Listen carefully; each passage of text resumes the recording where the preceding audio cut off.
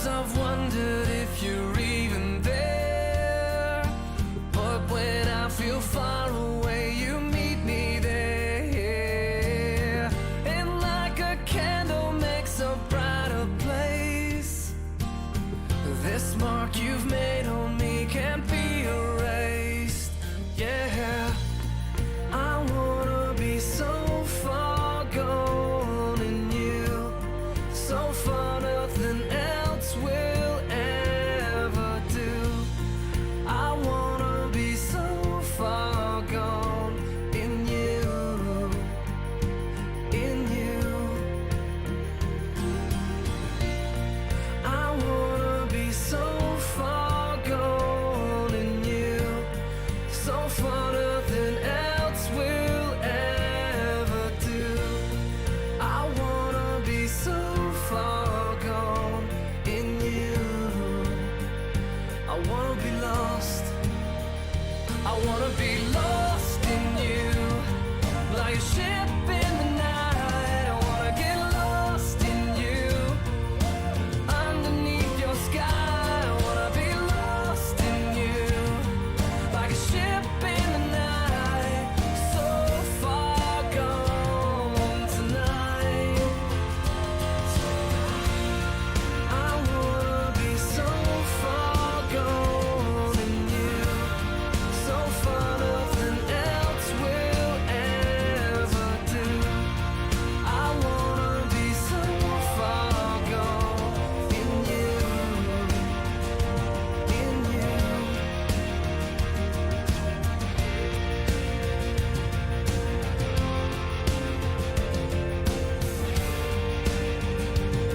So far gone in you, in you, in you. So far gone in you.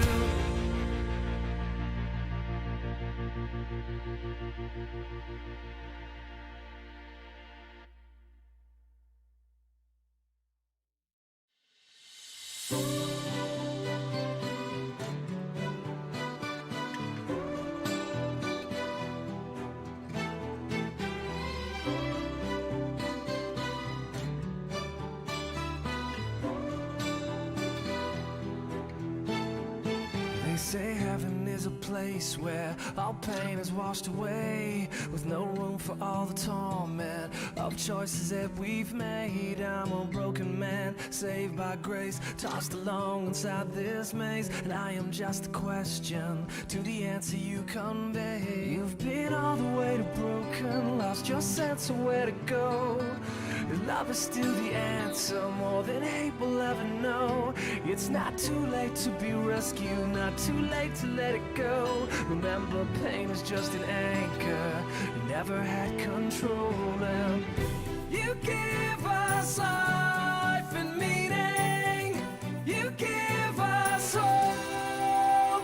So, if I can be honest, how come I always break my promises to you? If I'm not afraid, why am I so scared to move? I'm barely breathing. And if I can be honest, how come I always end up so far away from you? You made me a promise, and I'll always hold it true.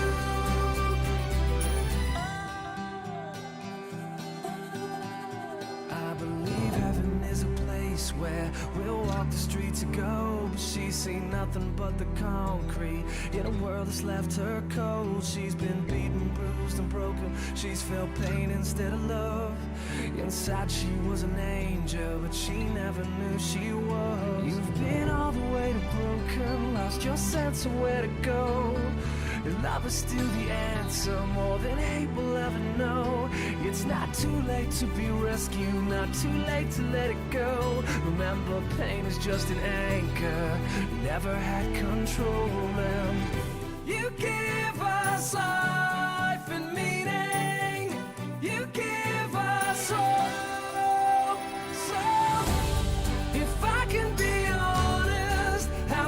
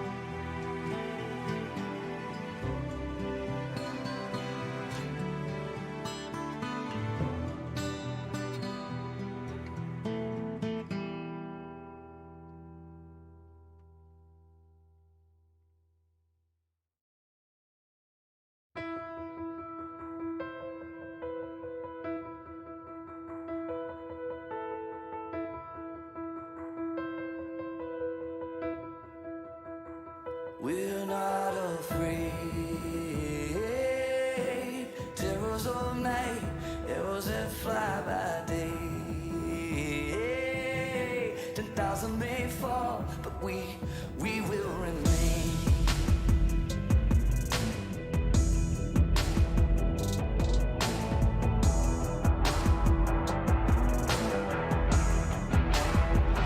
We're not afraid.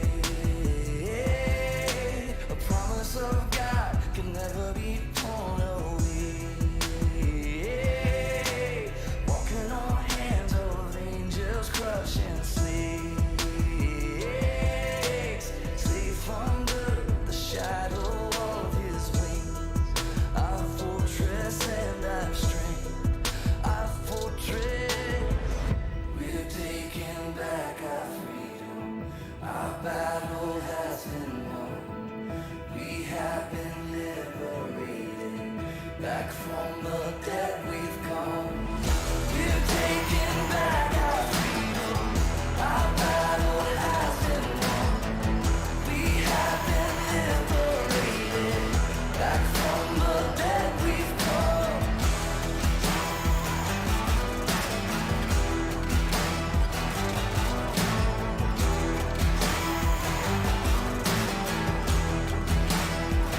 We're not afraid. A promise of God can never be torn away. Walking on hands of angels, crushing snakes, safe under the shadow of His wings. Our fortress and our strength, our fortress. We're taking back our freedom. Our battle has been won. We have been liberated. Back from the dead we've come.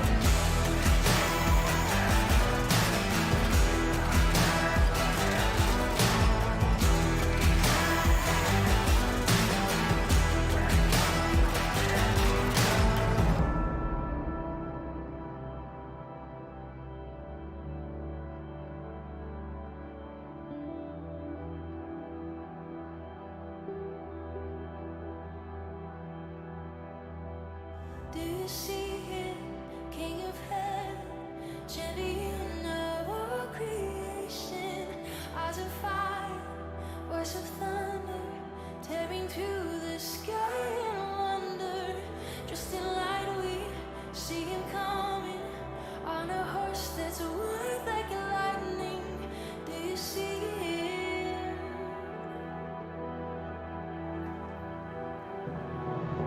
Do you see Him, King of Heaven, champion of all creation? Eyes of fire, voice of thunder, tearing through the sky in wonder. Dressed in light we see Him coming on a horse that's white like lightning. Do you see Him? Do you see Him? Do you see Him?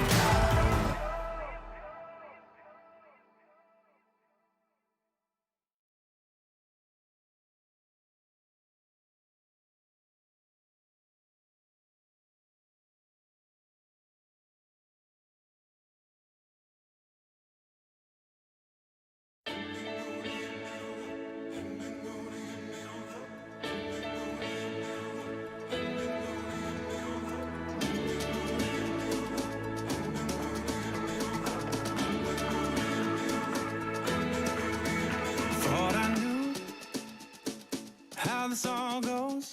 Try to get through life till you get called home. Then came you. Heaven has begun. Eternity is now. Not when this life's done. Hallelujah. Sing like the angels do. We don't have to wait till this life is through. No separation. He has raised us up. We don't have to wait. Heaven's here with us. I said we don't have to wait. Heaven's here with us. Make no mistake. Trust me, I know there's a place waiting that we'll call home. But there ain't no hurry. It's all been prepared. Life is much sweeter knowing I'm already there. Hallelujah. Sing like the angels do. We don't have to wait till this life is through. No separation. He has raised us up. We don't have to wait. Heaven's here with us. I said we don't have to wait. Heaven's here with us. We don't have to wait. Heaven's here with us. We don't have to wait. Heaven's here with us. I said we don't have to wait. Heaven's here with us.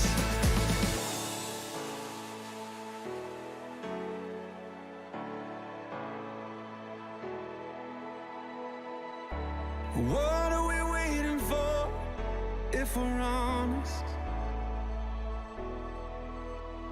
Together forever in Christ is the promise. Where heaven has started, where heaven has started, heaven has started. Sing heaven has started. Hallelujah. Sing like the angels do. We don't have to wait till this life is through. No separation. He has raised us up. We don't have to wait. Heaven's here with us. I said we don't have to wait. Heaven's here with us. Heaven's here. We don't have to wait. Heaven's here with us. Heaven's here. We don't have to wait. Heaven's here with us. I said we don't have to wait. Heaven's here with us.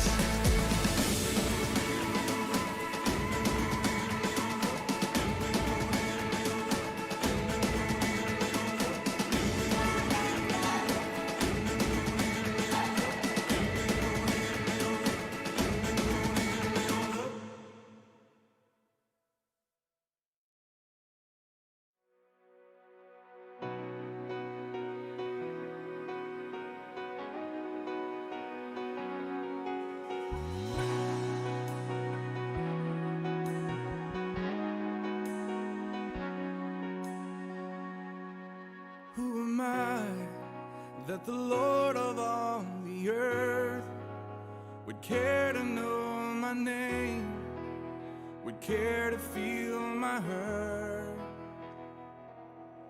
Who am I that the bright and morning star would choose to light the way for my ever-wandering heart?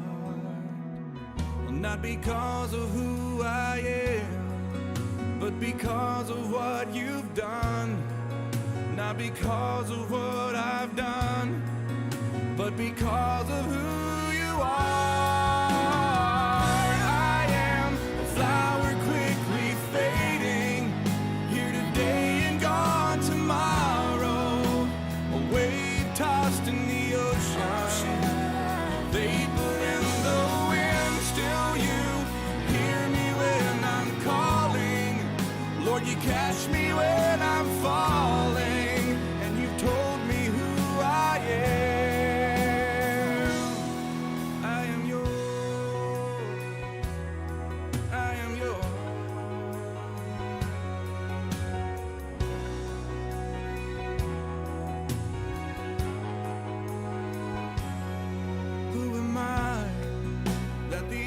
that see my sin would look on me with love and watch me rise again.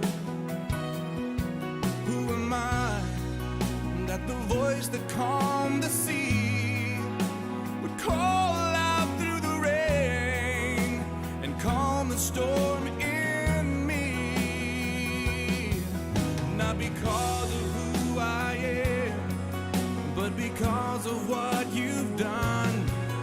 Not because of what I've done, but because of who you are. I am a flower quickly fading, here today and gone tomorrow. A wave tossed in the ocean, a vapor in the wind. Still you hear me when I'm calling. Lord, you catch me when I'm falling. And you told me who I am. I am yours.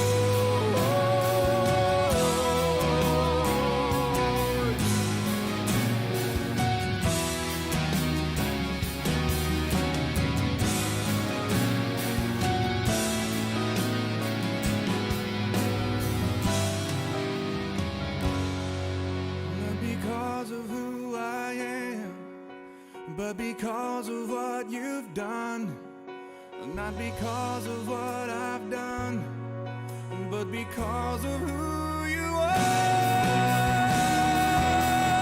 I am a flower quickly fading, here today and gone tomorrow. A wave tossed in the ocean, a vapor in the wind. Still you hear me when I'm calling. Lord, you catch me when I'm falling. You told me who I am. I am yours.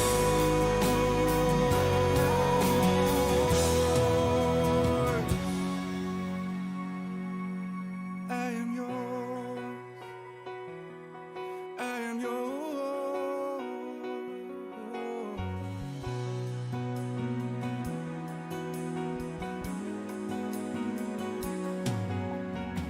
Whom shall I fear? Whom shall I fear?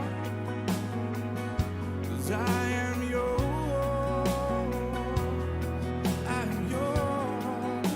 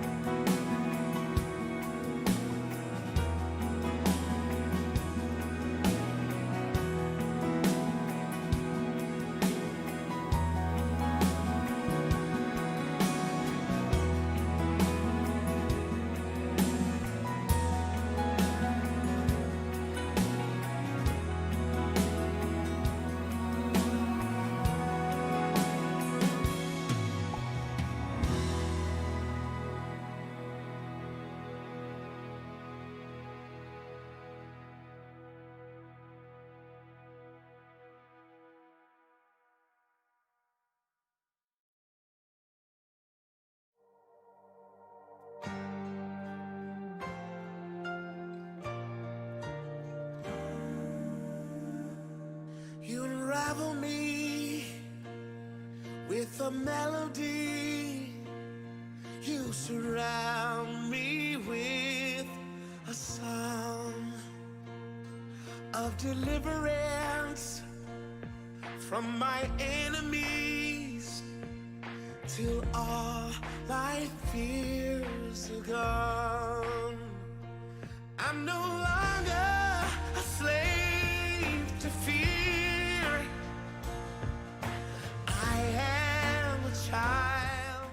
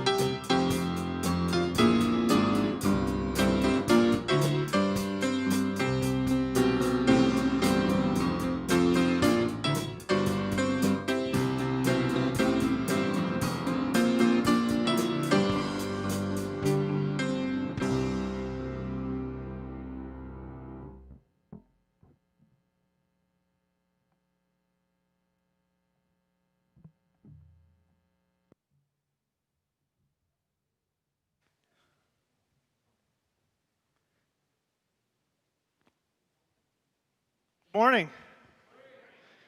It just shows you how much of a creature of habit I am that there is no countdown clock and all of a sudden Brendan gets lost in the world. Thank you for the music though, Ken. It's a lot nicer to listen to than our fall reminder. So I just want to welcome you all here. We'll start with a word of prayer and just ask the Lord to open our hearts and minds to the scriptures. And we have a couple special things this morning with us. John and Paula Dannenberg are joining us for the service, so we want to make sure we give them time to report what the Lord is doing in the Central African Republic. So we're glad you're here and glad you're tuning in through the stream so you can hear that, as well as the next portion of our series in Acts. Paul is on his way to Rome, and it's probably, if it was a movie, one of the more interesting couple chapters that you'll hear. So let's begin our time in a word of prayer, and we will get started. Father, we're thankful for those of us who are able to gather here, and also the technology you've given us to bring people from home to join the service through the stream. We're thankful for the missionaries who joined us this morning. John and Paula, please bless their time as they share with us, and just work in the hearts and minds of your church here to hear your word, hear the promises in your word, and how you are with us in difficult times and in good times. Thank you for this church family and for those who are serving to make this Sunday happen. And would you pray over the people who are at home also, that you'd be with them through their week and strengthen them for what work you have for them to do. It's in Jesus' name I ask all of this. Amen. Well, welcome everyone, all my brothers and sisters in Christ and friends who want to follow Jesus at home and here with us. We may have had a tiring week, faced discouragement, frustration, confusion, opposition, but we have to remember God is here and remember who He is. I like this reminder of who God is from Isaiah. It says, "Don't you know? Haven't you heard? The Lord God is the everlasting God, the creator of the ends of the earth. He does not grow tired or get weary. He gives strength to the weak and empowers those that are weary." Even young people grow tired and weary, and young men stumble and fall. But those who wait on the Lord will renew their strength. They will soar with wings like eagles. They will run and not be faint, and they will walk and not grow weary. So that verse is the inspiration for this next song. I'd like you to stand, and we are together. We take a day to set aside to wait on the Lord. So don't wait to stand, but we are waiting on God. Let's remember that.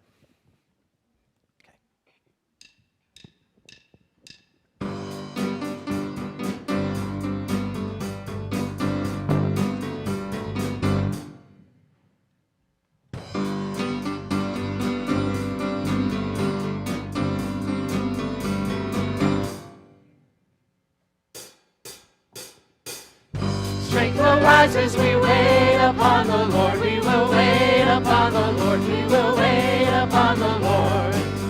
Strength will rise as we wait upon the Lord. We will wait upon the Lord. We will wait upon the Lord. Our God will reign forever.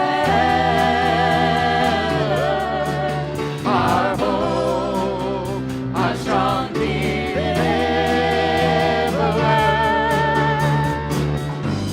are the everlasting God, the everlasting God.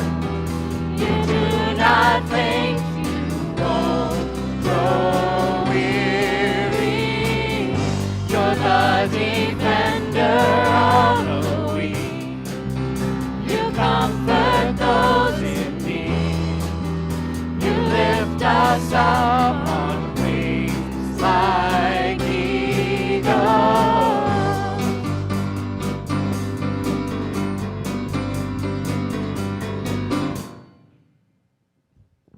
Strength will rise as we wait upon the Lord. We will wait upon the Lord. We will wait upon the Lord.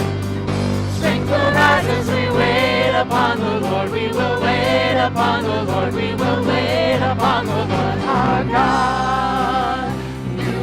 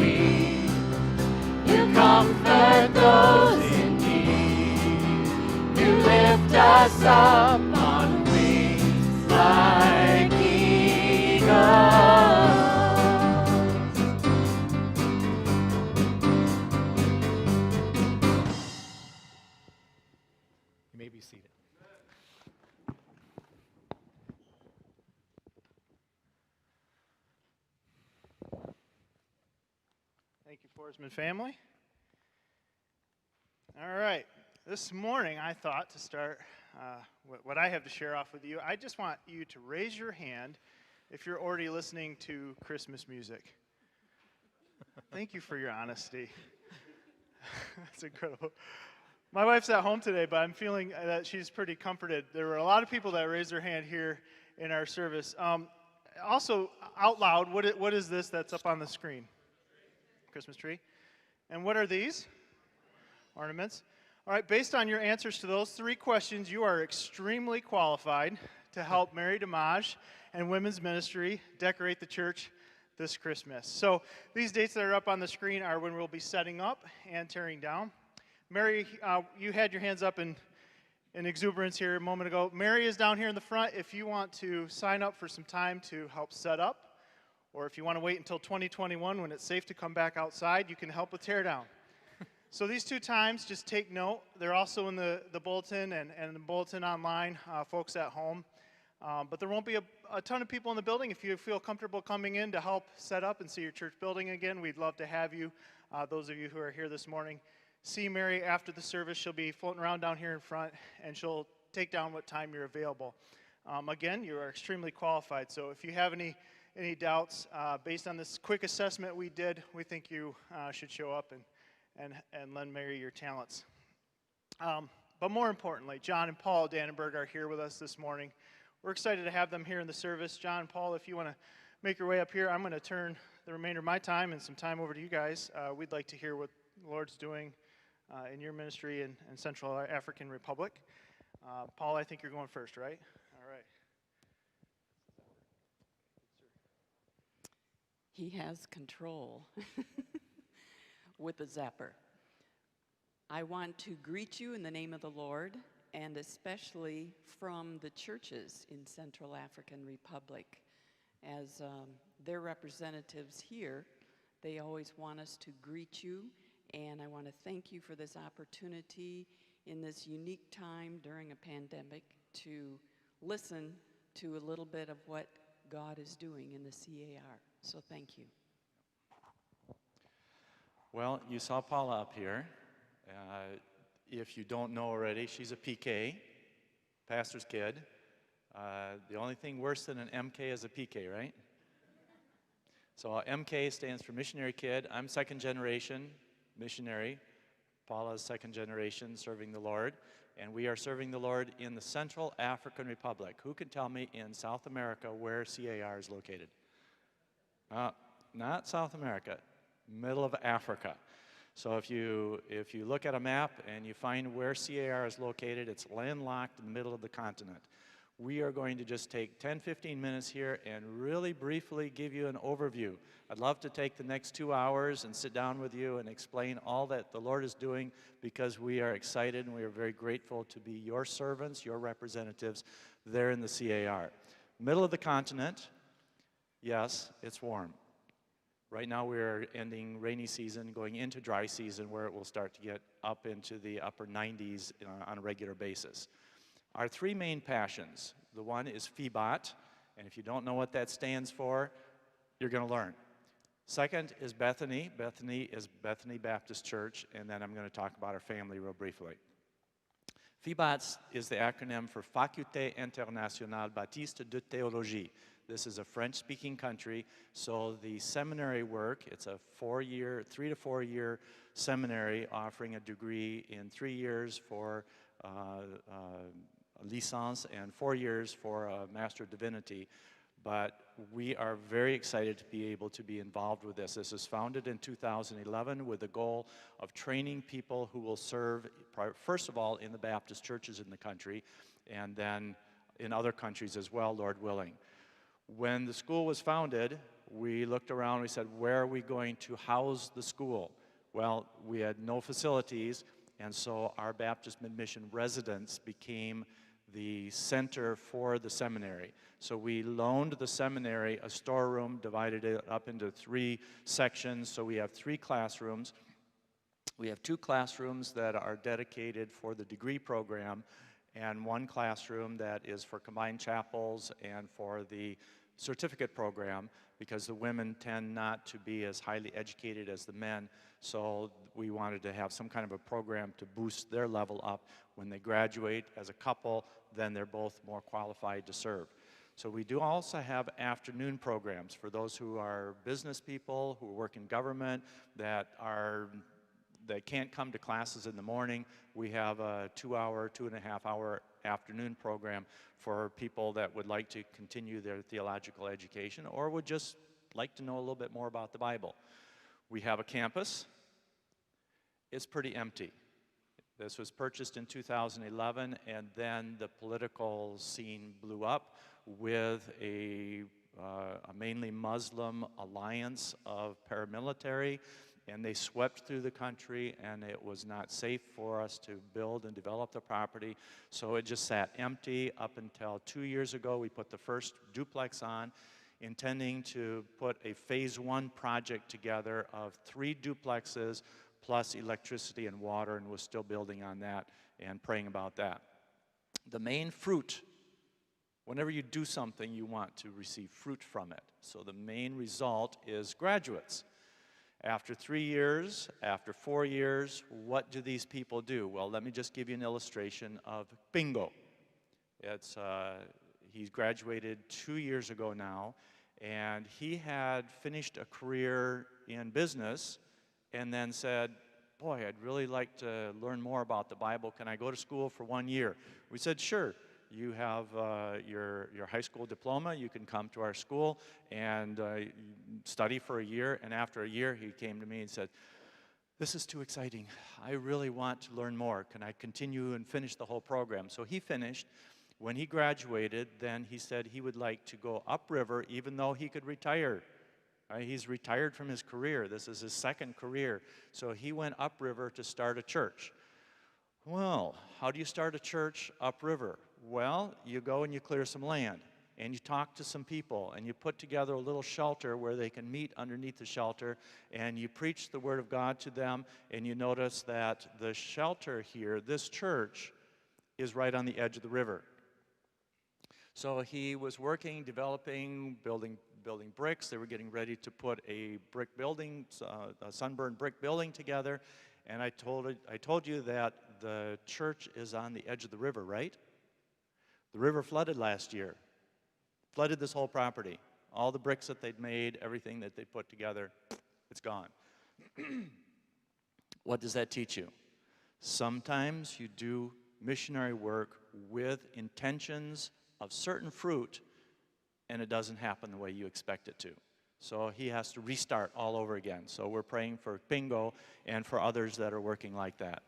3 FEBOT requests. In other words, 3 requests for the FEBOT Seminary. 1, help us with some scholarships so that these students can get through their seminary education. Now I say scholarships, it costs about $1,500 per couple per year, and you go, that's nothing. I would love to go to school and only pay that amount. Well, maybe you're making $20 to $40 a month in whatever job that you have. Are you going to be able to pay for your seminary education? So that's why we're reaching out to supporters in the States saying, if this is something that the Lord touches your heart about, you would like to help towards this need, praise the Lord. Another need is to develop the seminary property. This missionary is scheduled to retire in 6 years when I hit age 70. I don't look that old. But that's the reality. And I am the youngest missionary on the field. Pray the Lord of the harvest to send more workers. We would love to have more American missionaries that come out, and the people would be excited to have American missionaries that would come out. But if the Lord doesn't replace me with one of you, or you, we are training Africans. But to train Africans, when we leave, we have to be off of our property, and that property is not an ideal property for a seminary. Excuse me. So we are developing the seminary campus, and for that we need some funds. How come they can't do it? Well, as I mentioned, this is one of the poorest countries of the world, and if we wait 10 to 15 to 20 years, they would be able to put together enough money to build up the campus. But we need to do it quicker than that. So this is another prayer request and another financial need that the Lord would provide funds for this property. Phase 1, we're looking at 80 to 100,000 would finish phase 1. And then if we had another couple $100,000, then we do phase 2, etc. We also have some faculty, some of the current teachers who have their Master of Divinity degree, and we're trying to boost them up to a doctoral degree. Now, why in the world does the middle of Africa need Africans who have their doctorates? Well, we have pre-approval from the government, pre-certification, pre-accreditation, can you believe it, from the government saying if you get more doctorates on staff, you can start your own doctoral program. And then we don't have to send people at high cost to other countries of the world to get their education.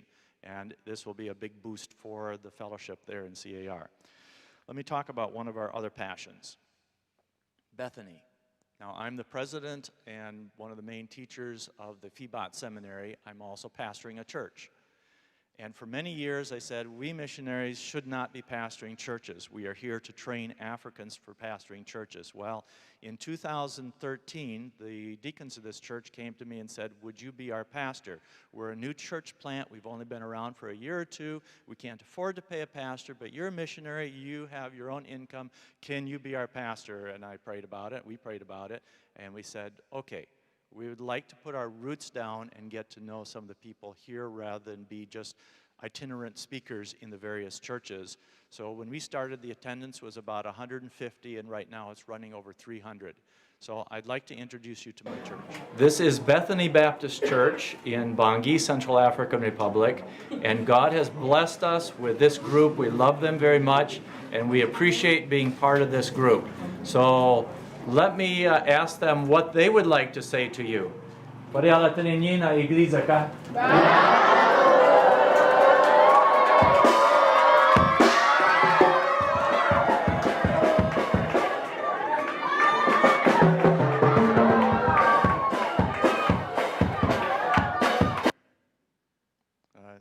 The drummer over here is really jealous.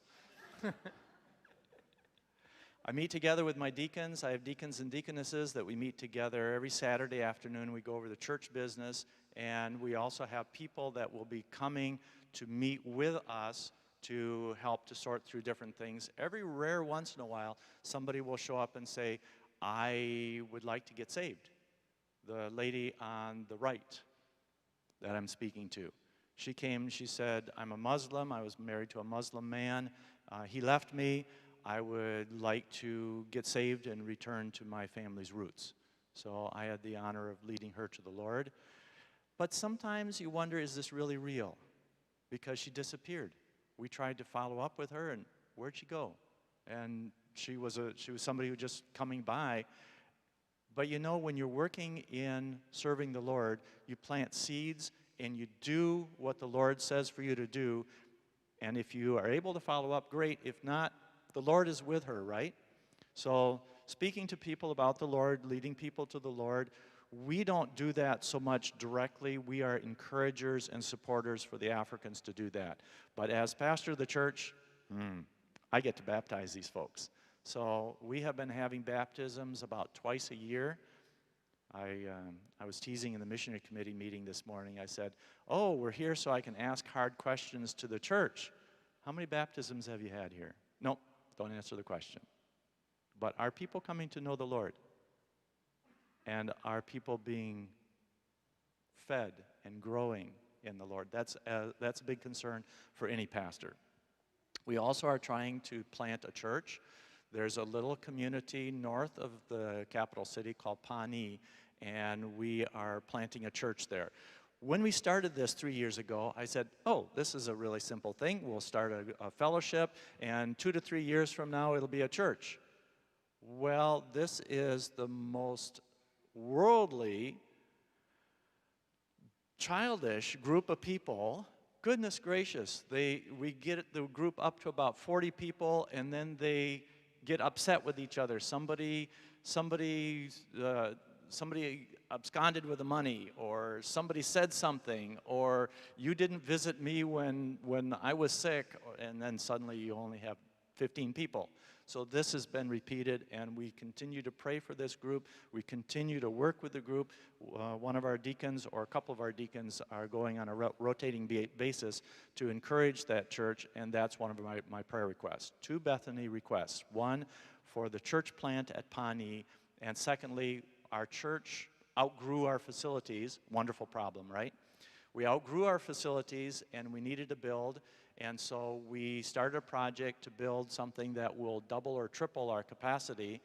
And in Africa, it's a cash basis, in CAR anyway, it's a cash basis economy, so you only build as you have finances. So we've got the walls up now, and it's going to take a good $10,000 to put the roof on, and we are able to save about $1,500 a year.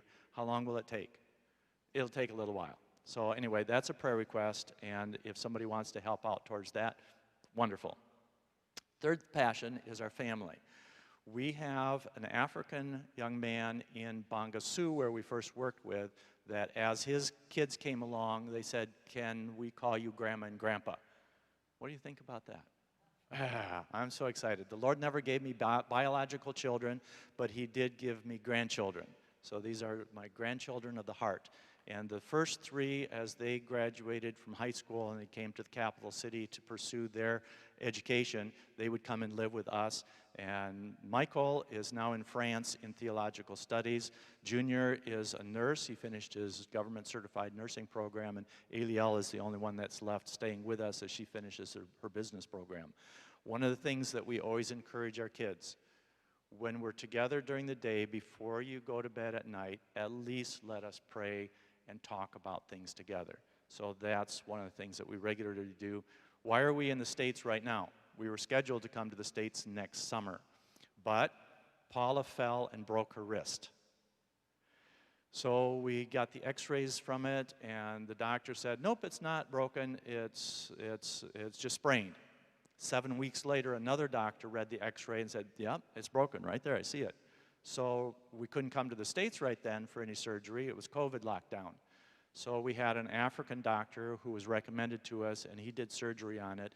And then the airports opened up, and we said, "Okay, let's go to the States for an early furlough so that Paula can get this checked out." A second reason for being in the States is to spend time with our families, our moms particularly. Both of our dads are in heaven. Both of our moms are still alive. My mom is living in Sebring, Florida, and Paula's mom and stepdad just got moved from Sebring back to Grand Rapids here, and in a assisted living facility. So we're doing that, spending time with the families, and I have 3 quick prayer requests for the families. Pray for us, for our health, and for our support needs. We're at about 90% in the percentage of our support. It'd be nice to have a little bit more. That's not my priority. My priority is let's get help to FEBOT. So that's my main priority. Pray for our kids, for their careers, and for their hearts as they walk with the Lord, and pray for our parents in their age and their adjustment. Conclusion, what's the plans? Live in Grand Rapids, meeting with churches, as I said, seeking help for FEBOT, and planning to return to CAR in April. Lord willing, go back there and have my birthday April 16 there, and I will jump right back into teaching because the people there are saying, "We want you at our church, we want you back to teaching over there," so we'll do that. I would like to give you a final greeting here. Thank you very much for all that you have done, because what you do enables us to work with FEBOT, for example. You are looking at the student body and some of the teachers of FEBOT, and so we all want to say, what do we all want to say? Merci. Thank you very much. Thank you. Thank you.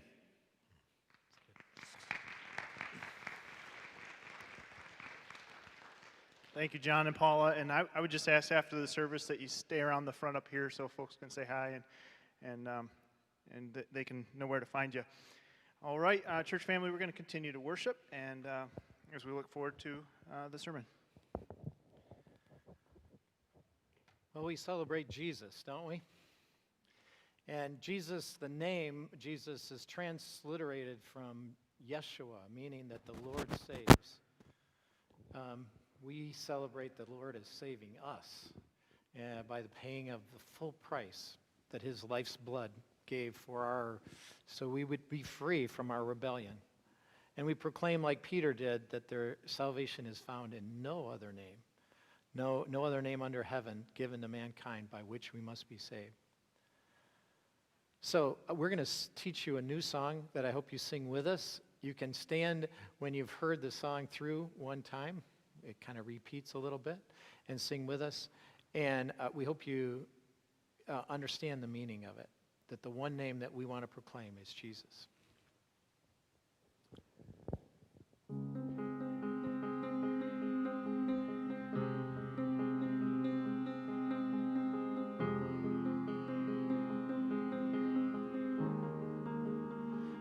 Let it be Jesus,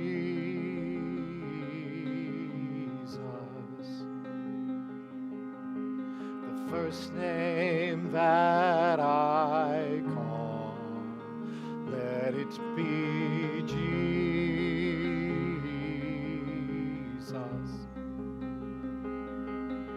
my song inside the storm. I'll never need another. For me to live is Christ. For me to live is Christ.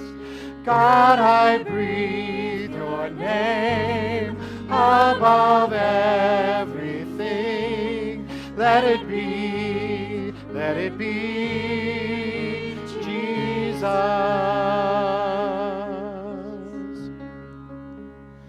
Let it be Jesus.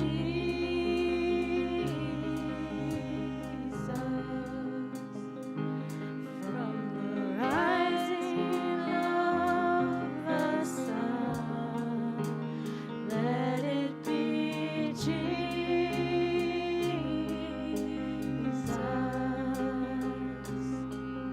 When all is said and done,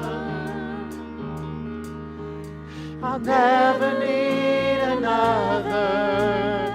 Jesus, there's no other. For me to live is Christ. For me to live is Christ. God, I breathe your name above everything.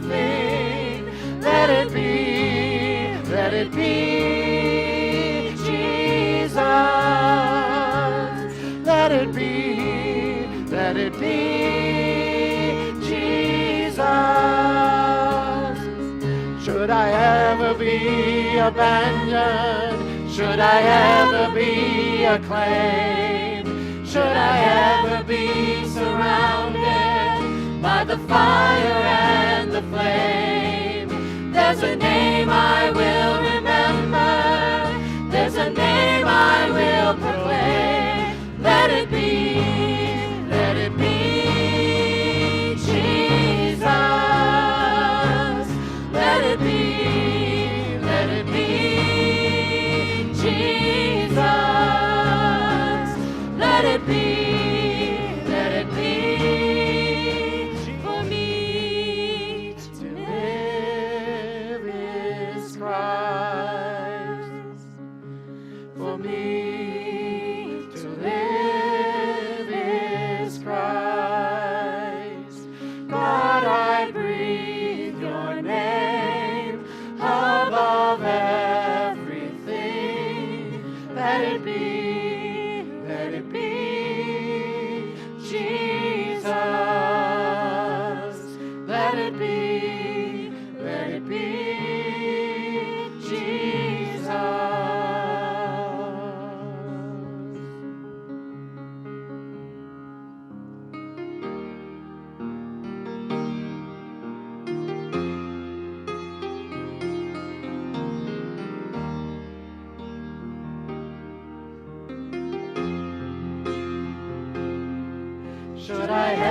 be abandoned, should I ever be acclaimed, should I ever be surrounded by the fire and the flame, there's a name I will remember, there's a name I will proclaim. Let it be, let it be Jesus. Let it be, let it be Jesus. Let it be for me to live is Christ. For me to live is Christ. God, I breathe your name above everything. Let it be Jesus. Let it be Jesus. Let it be Jesus. Will you stand with us now?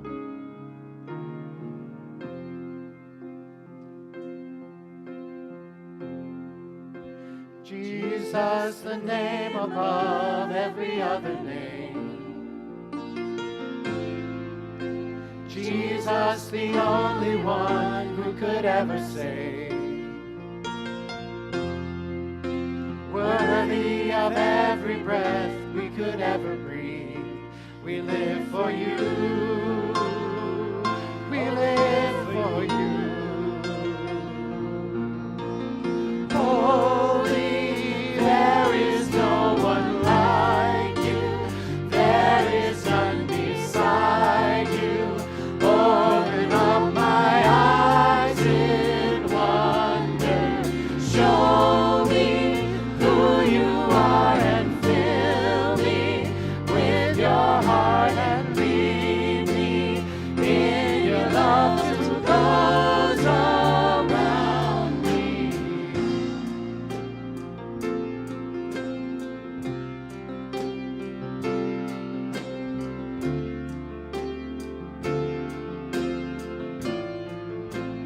I will build my life upon you. I will build my life upon your love. It is a firm foundation. I will put my trust in you alone, and I will not be shaken. I will build my life upon your love. It is a firm foundation.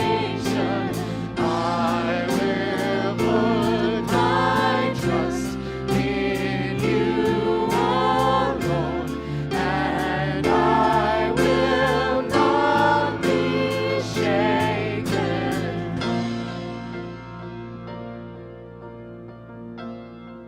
Will you pray with me?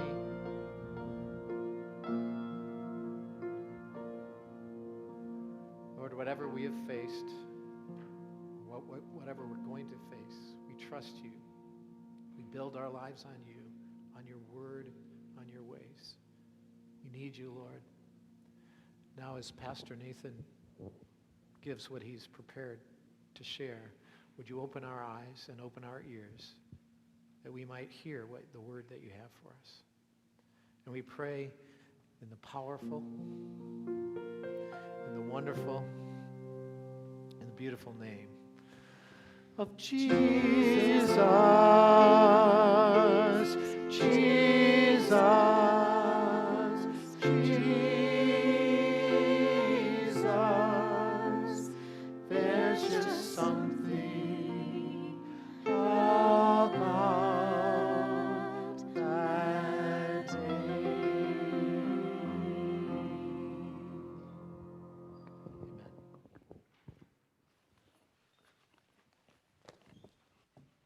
Amen. And thank you, Forsmans, and thank you, John, for sharing that. If you have your Bibles with you and you'd like to open them with me, we're in Acts, chapter 27. Acts and chapter 27. Are you still watching the news? No. Wow. Wow. I hope you walk away this morning with a strong dose of courage. It's number one. I hope you, for the dark chaos that seems to be swirling around us, I hope you walk away this morning with a strong dose of courage. Whether that's for what's going on in the news, or whether that's for something that you are personally battling, I just have to believe that as things get worse for us as a nation, as things seem to be spiraling out of control, it seems like that's also true in our personal lives. We have personal battles that we're fighting. Or the interpersonal battles that you might be fighting with the people around you. I hope for each of those things, this morning you get a strong dose of courage. So let's see how God would have us take courage this week from Acts chapter 27 for the storm that we're facing as people. And this map will be up there quite a few times. Paul has already gone from Jerusalem, which is down there in the south, to Caesarea. And he appeals to Caesar, and so to Caesar he goes. So here we are in Acts chapter 27, verse 1. And when it was decided that we should sail for Italy, they delivered Paul and some other prisoners to a centurion.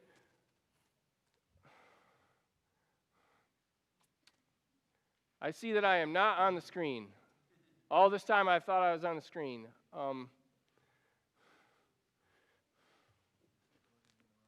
Nope, that's in the right thing.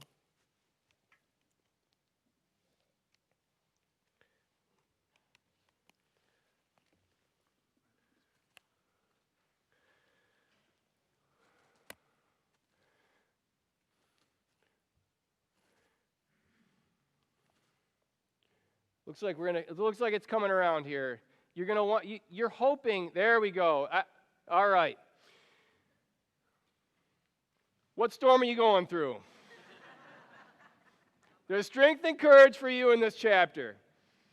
They delivered Paul and some of the other prisoners to a centurion of the Augustan cohort named Julius. I believe Paul names Julius because Julius is one of his sources that his contemporaries can go and check with to make sure what Luke is writing is true.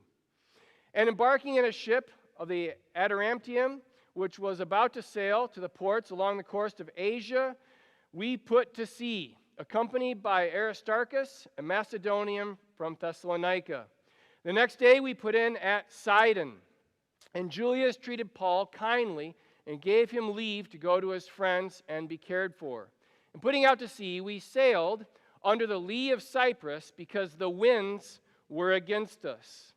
And we sailed across the open sea along the coast of Cilicia and Pamphylia, and we came to Myra in Lycia. And there's a centurion found a ship of Alexandria sailing for Italy and put us on board. We sailed slowly for a number of days and arrived with difficulty off Cnidus. And the wind did not allow us to go further. We sailed under the lee of Crete off Salome. That's part of Crete. Coasting along with difficulty, we came to a place called Fair Havens, near which was the city of Lasea. And since much time had passed, and the voyage was now dangerous because even the fast was already over, in the ESV there's a footnote, that is the Day of Atonement, that is October 5th in AD 59.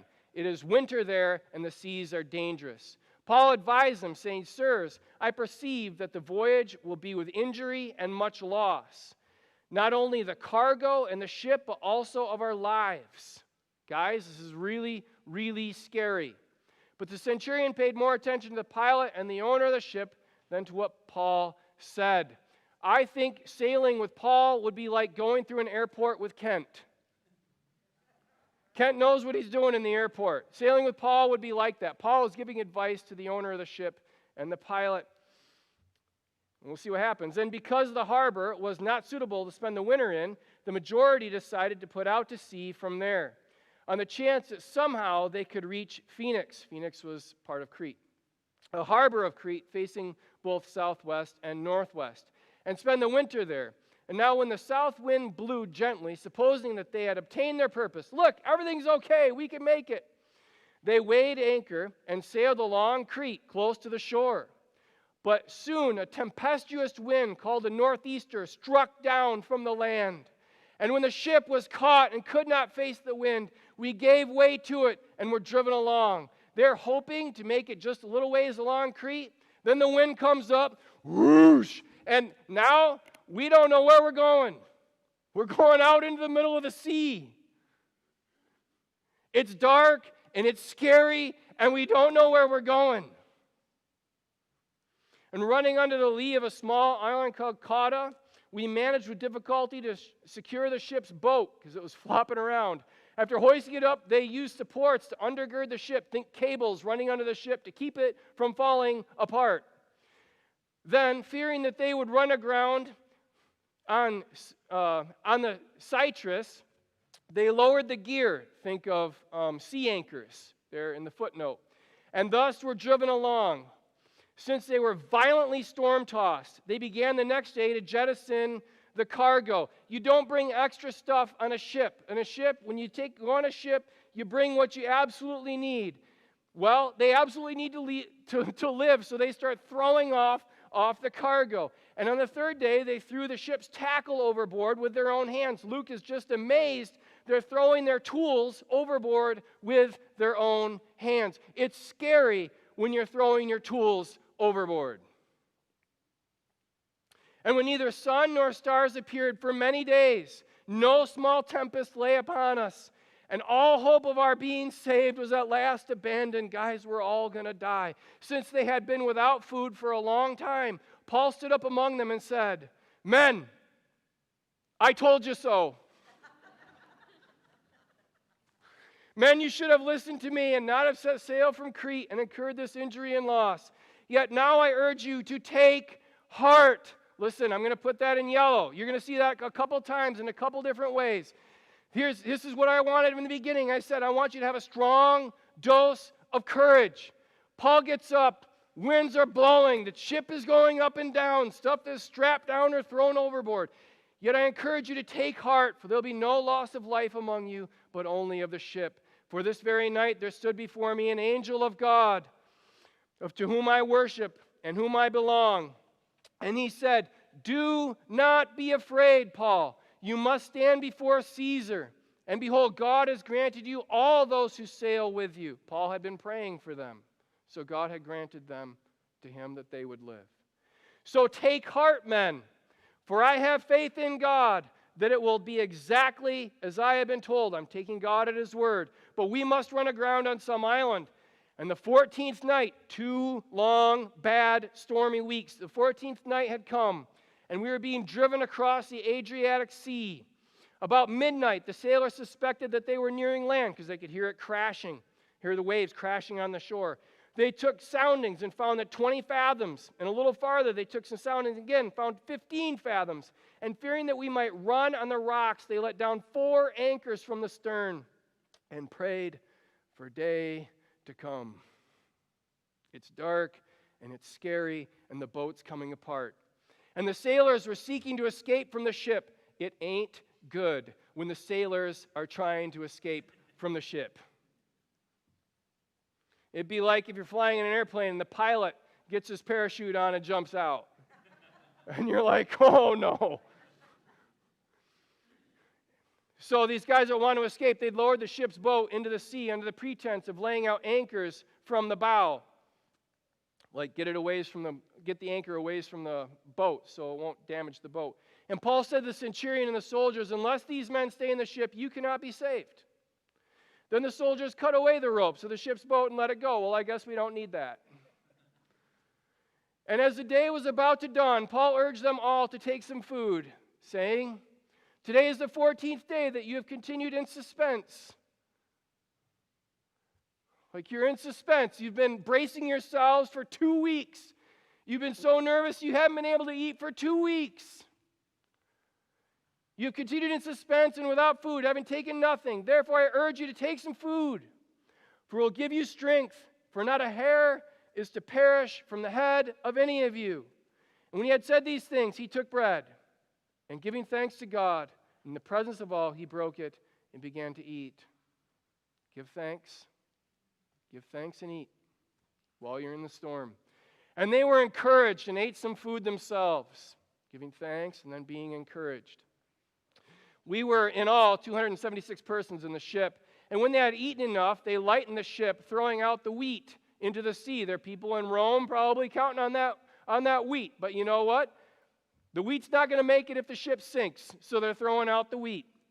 Now when it was day, they had recognized the land. They had noticed the bay with a beach, on which they planned, if possible, to run the ship ashore. So they cast off the anchors and left them in the sea.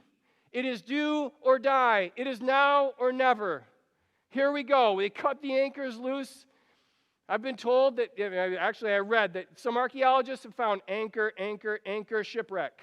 Like this is the last thing you let go of. So they cast off the anchors and left them in the sea, and at the same time loosening the ropes that tied the rudders. We're making for the beach, boys. We're going to get as close as we can. It is do or die. Then hoisting the foresail to the wind, they made for the beach. But striking a reef, that's how it would go, isn't it? Going really fast, and then bam! And everyone goes flying forward as they hit this reef. They ran the vessel aground, and the bow struck and remained immovable, and the stern was being broken up by the surf. And the soldiers' plan was to kill the prisoners, lest any should swim away and escape. But the centurion, wishing to save Paul, kept them from carrying out their plan. And he ordered those who could swim to jump overboard first and make for the land. And the rest of the planks were on pieces of the ship. And so it was that all were brought safely to land. And we'll find out in the next verse that this is Malta. Though they had no idea where they were going, they just gave themselves up for the wind off Crete. They thought they might run into Africa for all they knew. They had no idea. They couldn't see the sun or the stars. God had blown them right towards their destination. After they were brought safely through, we learned that the island was called Malta. And the native people showed us unusual kindness, for they kindled a fire and welcomed us all because it had begun to rain and was cold. And when Paul had gathered a bundle of sticks and put them on the fire, a viper came out because of the heat and fastened to his hand. He's just come through this terrible 2-week storm. They crawl up onto the land. There's a fire. Oh, thank you, a fire.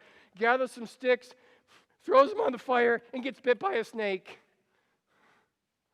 That's how life goes sometimes, isn't it? Bit by a snake.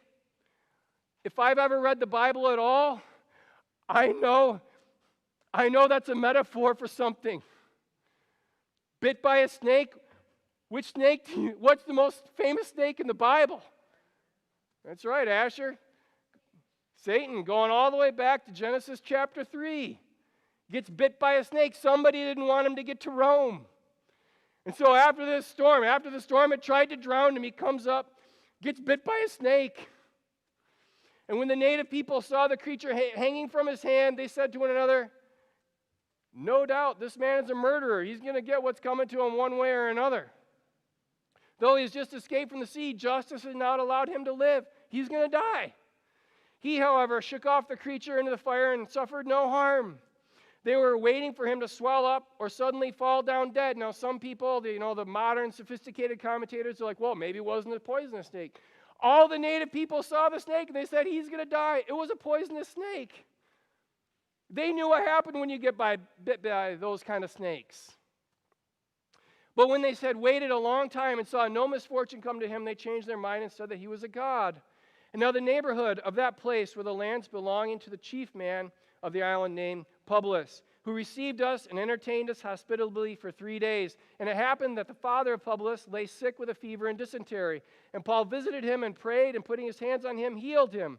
And when this had taken place, the rest of the people on the island who had diseases also came and were cured.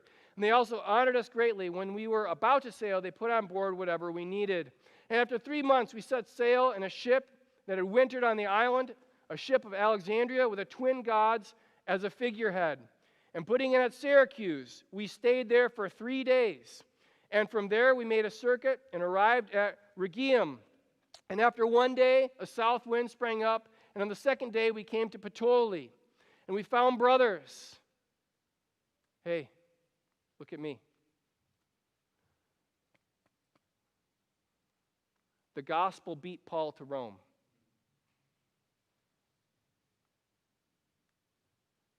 There were Romans there at the day of Pentecost, all the way back in Acts chapter 2. God was already there. There we found brothers, and were invited to stay with them for 7 days. And so we came to Rome. And the brothers there, when they heard about us, came as far as the Forum of Appius and the 3 taverns to meet us. And on seeing them, Paul thanked God and took courage. What can we learn from this text?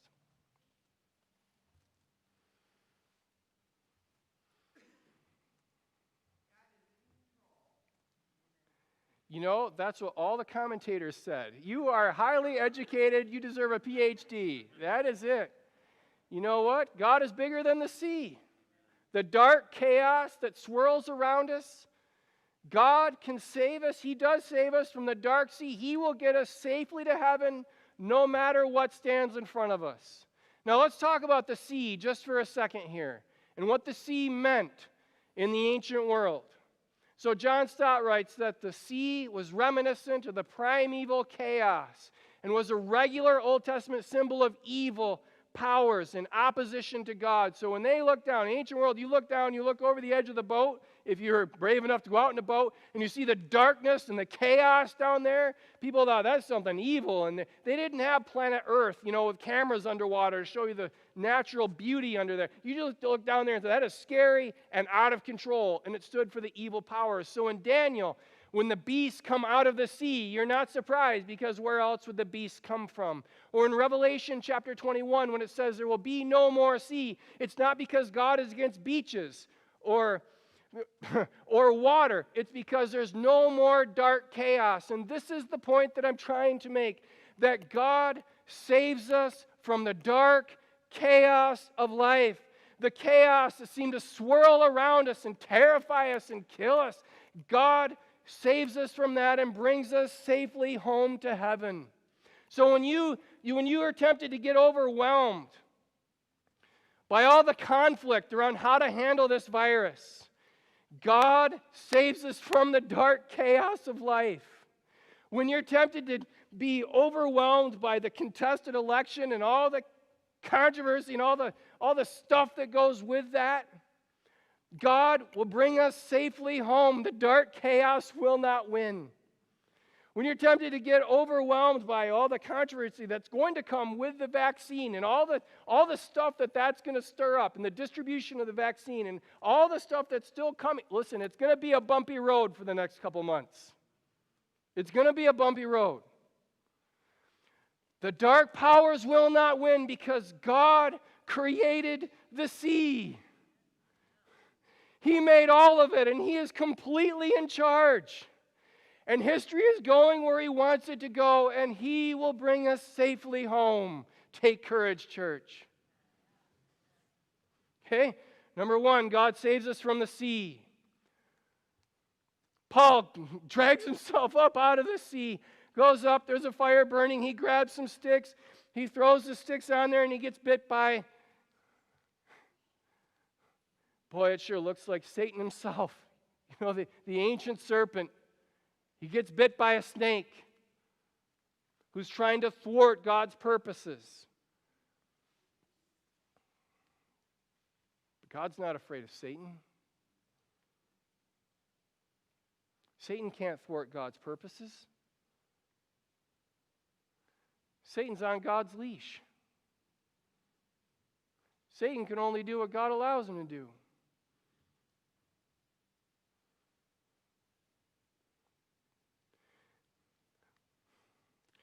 It's kind of like when you come through a really hard season and you're like, okay, I made it. And you crawl up on shore and you're like, okay, I need a break. And then all of a sudden these terrible self-defeating, self-destructive thoughts come crashing into your mind. Is that Satan, or is that just your sin nature? I don't know, but I know that the one that is in me, 1 John 4:4, is greater than him that is in the world. Whether that's my flesh or whether that's Satan, I know that the Holy Spirit is greater and he is in me than the self-destructive thoughts that might come into my head. When you crawl up through a hard sea, you come through a long, hard season, you crawl up on shore, you finally made it, and then this soul-destroying temptation comes into your mind. Is that Satan or is that just you? I don't know, but I know we have an enemy.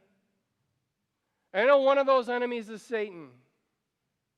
And I know that greater is he that is in you than he that is in the world. Do not fear him. Take courage. Be aware, but put your faith and your hope in Christ. Okay? So God saves us from the sea. God saves us from the snake. And I can't help but think now, how did Paul get in custody in the first place? You remember? Those of you who have been with us for a while, how did he get in under the care of Rome in the first place? You can say it. Yeah, he's arrested because there was a riot with people trying to kill him. So he's arrested. And then once he's arrested because they were trying to kill him, so he's the one that gets arrested.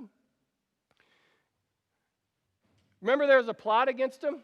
And they say, we're not going to eat or drink until that dude's dead. Here he is in Rome.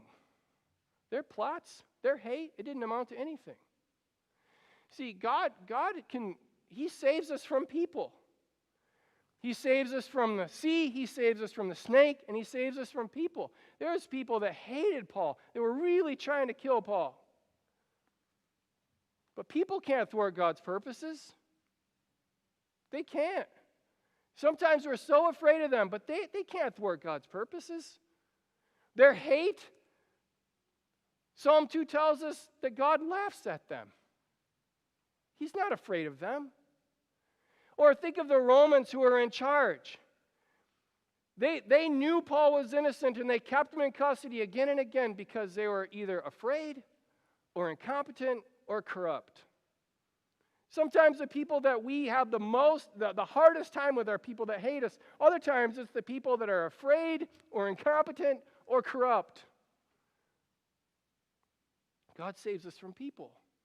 He saves us even from ruthless people. Think of the Romans who are like, okay, we're trapped. We got to kill the prisoners, and they're going to kill them all. He saves us from people that hate us. He saves us from people that are afraid and corrupt and incompetent, and he saves us from ruthless people. God will bring us safely home. So take courage. Take courage. So here's what we should do. Here's what we should do. I'd like you don't have to do all three of these, but I'd like you to pick one.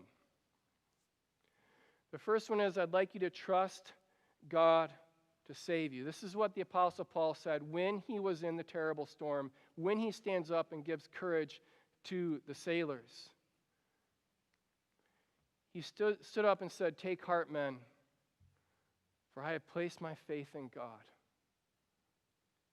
Put your faith in God. Now here's why. It's because he made the sea. It's because he made the dark chaos. And it's because he's good and he's loving. Remember when some people asked Jesus for a sign. And Jesus said, you're going to get a sign.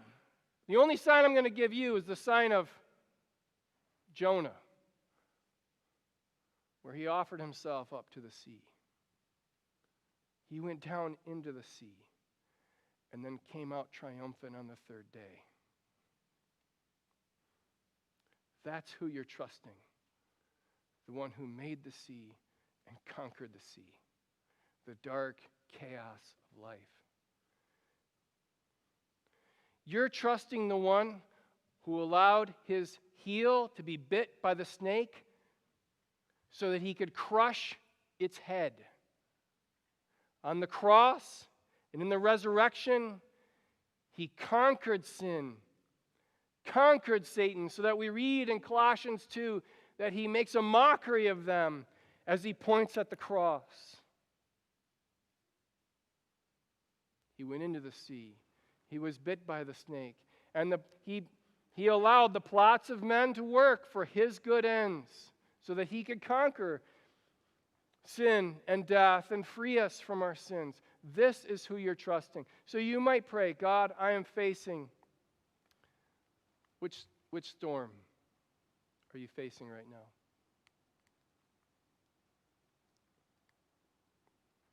How is the snake whispering to you right now? How are people plotting against you right now? You might pray, God, help me trust you as I face. So what should we do? Well, we should trust God to bring us safely home.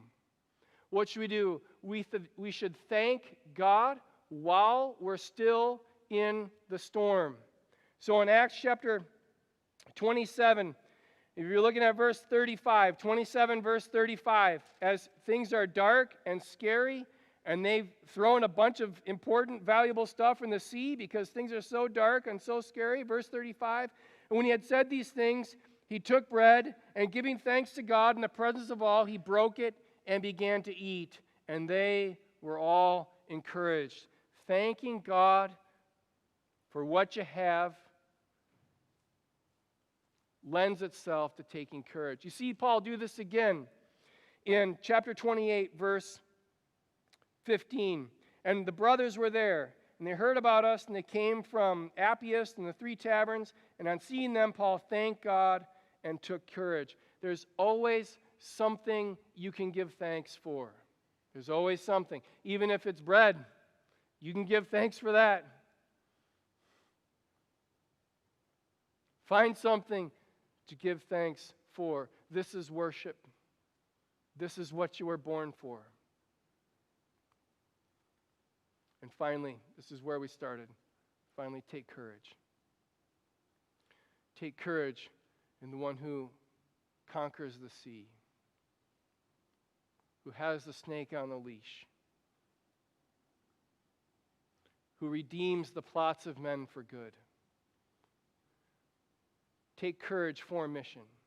You might pray, God, give me courage too. Notice Paul, when they're in Acts chapter 27 there, he's telling them, take courage and keep sailing. And there may be some of you, you just need courage to go back to work tomorrow. Like that's the courage. Do a good job at work tomorrow. Take courage for that. Take courage to be a good mom again this next week.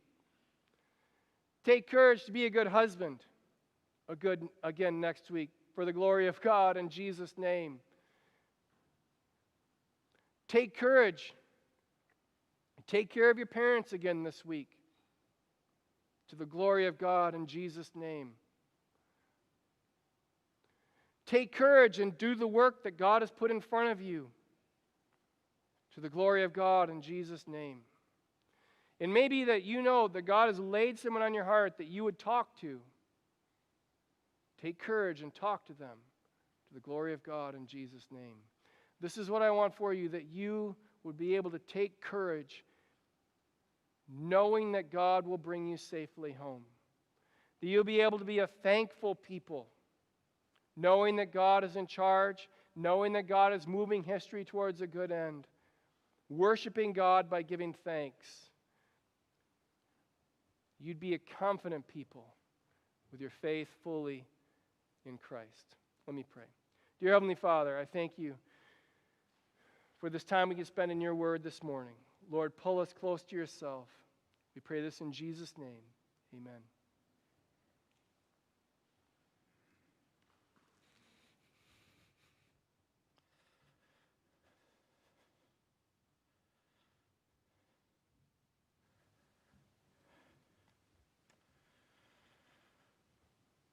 Well, what all of you face, only God knows, really. And it's really encouraging to be reminded of the scripture together that God is with us and that he made everything, that the trouble that we go through.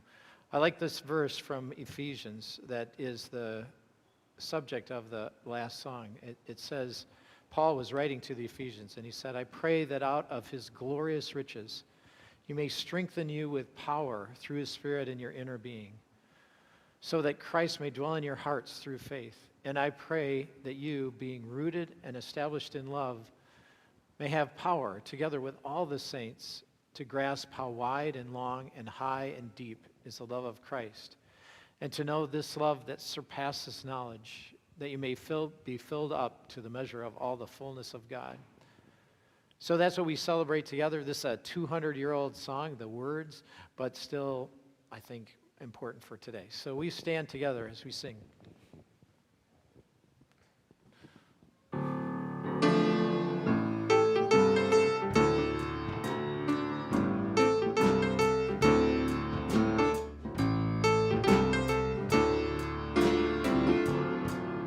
What wondrous love is this, oh my soul, oh my soul. What wondrous love is this, oh my soul. What wondrous love is this that caused the Lord of years to bear the dreadful curse for my soul, for my soul, to bear the dreadful curse for my soul. When I was sinking down, sinking down, sinking down, when I was sinking down, sinking down, when I was sinking down, beneath God's righteous frown, Christ laid aside his crown for my soul, for my soul. Christ laid aside his crown for my soul. To God and to the Lamb I will sing, I will sing. To God and to the Lamb I will sing. To God and to the Lamb, who is the great I am. A million join the theme, I will sing, I will sing. A million join the theme, I will sing. And when from death I'm free, I'll sing on, I'll sing on. And when from death I'm free, I'll sing on. And when from death I'm free, I'll sing and joyfully. And through eternity, I'll sing on, I'll sing on. And through eternity, I'll sing on. Oh, how high, oh, how wide, oh, how deep is your love. Oh, my soul set on fire by your wondrous love for us. Oh, how high, oh, how wide, oh, how deep is your love. Oh, my soul set on fire by your wondrous love for us.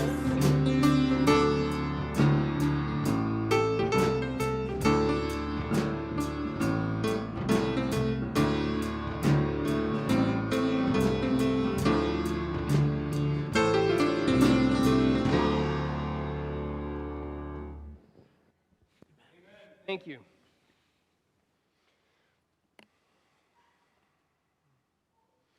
And now, may the God who loves us with wondrous love, who is with each of us in the dark, chaotic storms of life,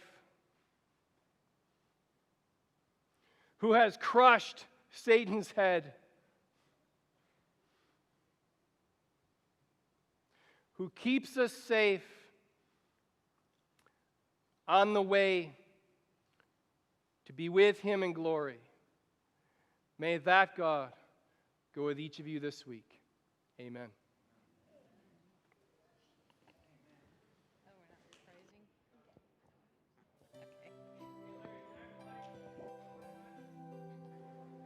I want to ask John and Paula Dannenberg to head to the back so that you can say hi to them on the way out. So remember, John and Paula Dannenberg are here.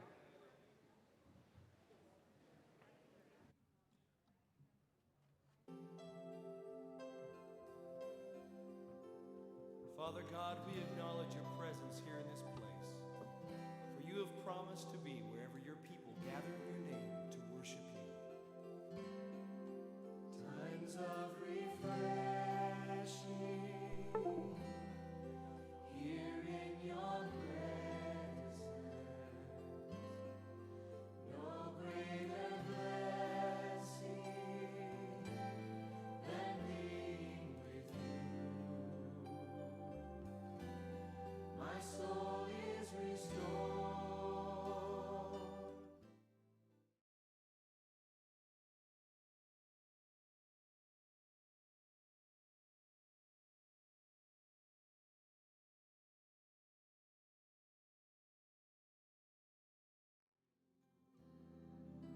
Times of refreshing. Times of refreshing are here in your presence.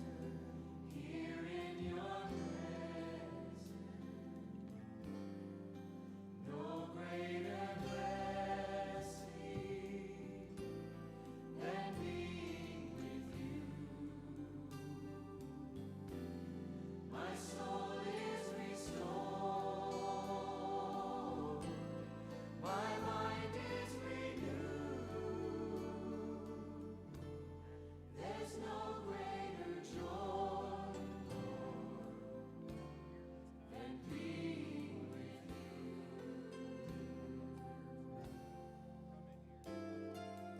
Father God, we acknowledge your presence here in this place. You make us lie down in green pastures, and you lead us beside still waters. You restore our soul, God.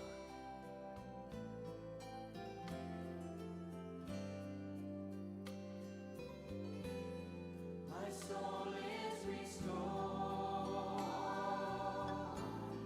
My mind is renewed. There's no greater joy, Lord, than being with you. Times of refreshing. Times of refreshing. Here in your presence. Here in your presence. No greater blessing than being with you. Than being with you. My soul is restored. My mind is renewed. There's no greater joy, Lord, than being with you.